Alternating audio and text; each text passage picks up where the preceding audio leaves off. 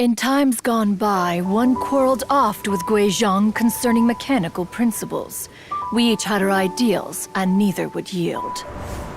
Under the pretext of a social gathering, one invited the impartial Rex Lapis to judge the quality of our creations. But Rex Lapis declared that Guizhong's Obscuro Vulpus mechanism was superior. Though one was too proud to acknowledge it, in one's heart, one knew that Guizhong was indeed the superior talent in the mechanical arts. As for the story between Guizhong and Streetward Rambler, that begins with a certain bell. In Guizhong's opinion, while mechanisms were no substitute for human composers, they were yet capable of producing simple but fine melodies. But Streetward Rambler believed music to be an expression of the soul, an emotional enterprise that could never hope to be replicated by machinery.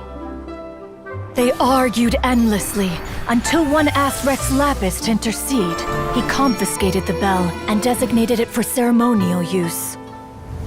Thereafter, one would often find them convening in the mountains, discussing music, mechanics, and all the affairs of the mortal world.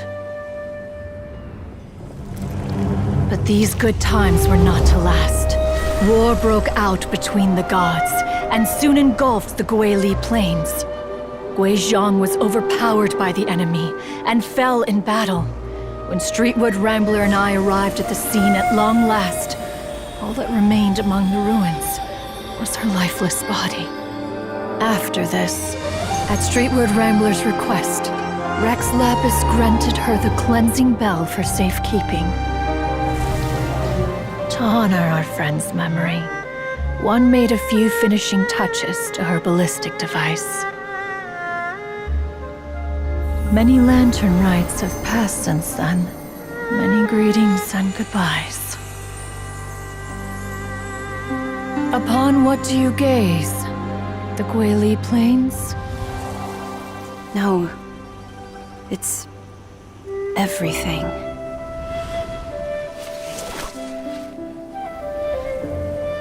We think of human life as like a lantern that's lit one minute and extinguished the next. But are we Adepti so different?